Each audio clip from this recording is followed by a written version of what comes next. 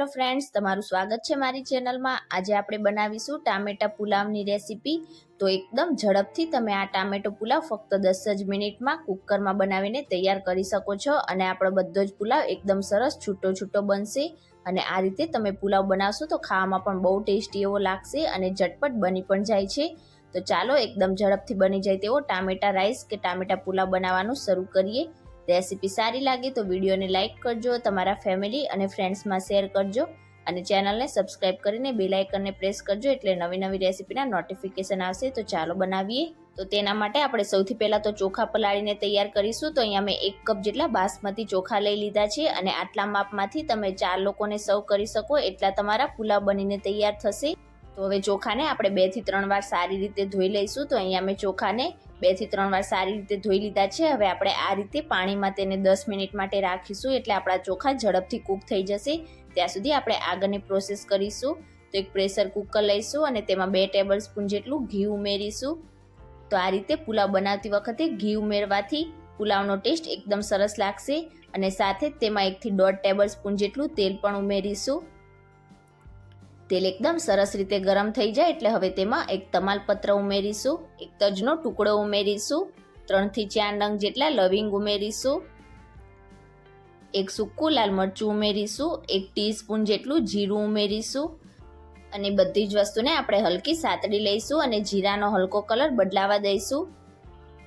જીરું એકદમ સરસ રીતે ફૂટી જાય એટલે હવે તેમાં 1/4 ટીસ્પૂન જેટલી હિંગ ઉમેરીશું અને હવે તેમાં 1 બાઉલ આ રીતે લાંબી સ્લાઇસમાં કટ કરેલી ડુંગળી ઉમેરીશું, થોડાક મીઠા લીમડાના પાન ઉમેરીશું, 1 લીલા મરચાંની આ રીતે સ્લાઇસ કરીને ઉમેરીશું, મિક્સ કરી દઈશું અને આપણી ડુંગળીનો હલકો કલર ટ્રાન્સપરન્ટ થાય ત્યાં સુધી આપણે ડુંગળીને સાતડીશું। તો અહીં આપણે ડુંગળીને વધારે પડતી બ્રાઉન નથી કરવાની, હલકો કલર બદલાય ત્યાં સુધી જ આપણે તેને મીડિયમ ગેસની ફ્લેમ પર સાતડીશું। તો અહીંયા થોડીક જ વારમાં તમે જોઈ શકો છો આપણી ડુંગળીનો હલકો કલર ટ્રાન્સપરન્ટ થઈ ગયો છે। તો હવે તેમાં આપણે 1 ટેબલ સ્પૂન જેટલી આદુ અને લસણની પેસ્ટ ઉમેરીશું।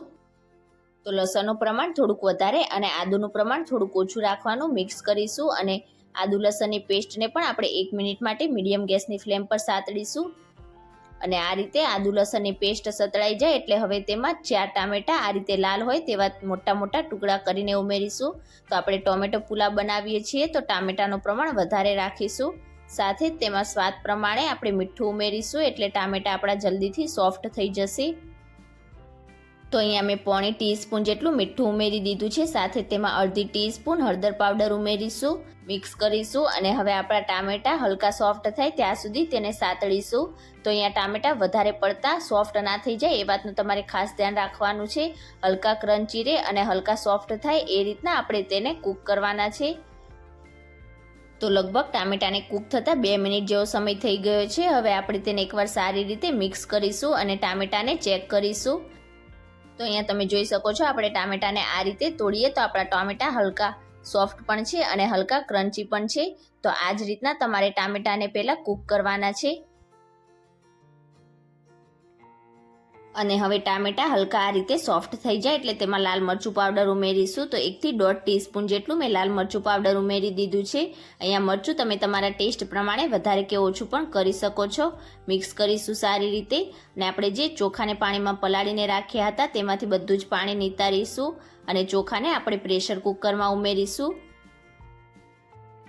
મિક્સ કરીશું સારી રીતે અને ચોખાને આપણે બધા જ મસાલા અને વેજીટેબલ્સ સાથે આ રીતે 2 મિનિટ માટે તેને કૂક કરીશું। તો આ રીતે આપણે ચોખાને 2 મિનિટ માટે સાતળીશું એટલે એકદમ સરસ એવો આપણા પુલાવમાં ટેસ્ટ આવશે અને ચોખા એકદમ ઝડપથી કૂક પણ થઈ જશે। તો અહીંયા ચોખાને મેં 2 મિનિટ માટે આ જ રીતે ચલાવતા જઈને કૂક કરી લીધા છે।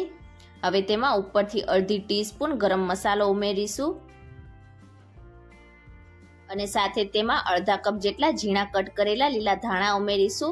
તો ધાણાનું પ્રમાણ આપણે થોડુંક વધારે રાખીશું એટલે તેનો ટેસ્ટ એકદમ સરસ લાગશે। મિક્સ કરી દઈશું સારી રીતે અને હવે તેમાં પાણી ઉમેરીશું। તો પહેલાં આપણે 1.5 કપ જેટલું પાણી ઉમેરીશું, મિક્સ કરીશું અને જરૂર લાગે તો આપણે બાકીનું પાણી એડ કરીશું। તો અહીંયા મને થોડાક પાણીની જરૂર લાગી છે તો ફરીથી આપણે તેમાં અડધા કપ જેટલું પાણી ઉમેરીશું। તો અહીંયા મેં ટોટલી 1 કપ જેટલા બાસમતી ચોખાની સામે 2 કપ જેટલા પાણીનો યુઝ કર્યો છે અને હવે પ્રેશર કુકરનું ઢાંકણ ઢાંકીને આપણે હાઈ ગેસની ફ્લેમ પર ફક્ત 2 વિસલ કરીશું. તો ફક્ત 2 જ વિસલમાં આપણા પુલાવ એકદમ સરસ રીતે કૂક થઈ જશે. 2 વિસલ થઈ જાય એટલે ઢાંકણ ખોલીને આપણે પુલાવને ચેક કરી લઈશું. તો અહીંયા તમે જોઈ શકો છો એકદમ પરફેક્ટ રીતે આપણા પુલાવ કૂક થઈ ગયા છે. તો હવે એકદમ હળવા હાથેથી આપણે બધા જ પુલાવને સારી રીતે મિક્સ કરીશું. તો આ પુલાવને તમારે 5 મિનિટ માટે ઠંડો થવા માટે રાખવાનો અને ત્યાર પછી સર્વ કરવાનો, એટલે હજી પણ તમારો પુલાવ એકદમ સરસ છૂટો બનીને તૈયાર થશે. તો અહીંયા તમે જોઈ શકો છો એકદમ છૂટો આપણો પુલાવ બનીને તૈયાર થયો છે અને બિલકુલ પણ આપણા કુકરમાં પુલાવ ચોટ્યો પણ નથી. એકદમ સરસ રીતે આપણો પુલાવ બનીને તૈયાર થયો છે.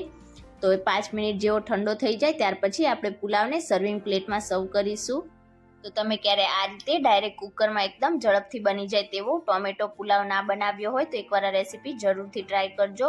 સેલેડ, શેકેલા પાપડ કે પછી બુંદીના રાયતા સાથે આ પુલાવ બહુ જ ટેસ્ટી એવો લાગશે, કે પછી તમે એમનેમ ખાશો તો પણ ખાવામાં બહુ જ ટેસ્ટી લાગશે. તો આજની મારી રેસીપી તમને કેવી લાગી મને કમેન્ટ કરીને ચોક્કસથી જણાવજો. રેસીપી સારી લાગી હોય તો વિડીયોને લાઇક કરજો, તમારા ફેમિલી અને ફ્રેન્ડ્સમાં શેર કરજો અને ચેનલને સબસ્ક્રાઇબ કરીને બાજુમાં રહેલા બેલ આઇકન બટનને પ્રેસ કરજો, એટલે નવી રેસીપીના નોટિફિકેશન આવશે. Thank you for watching.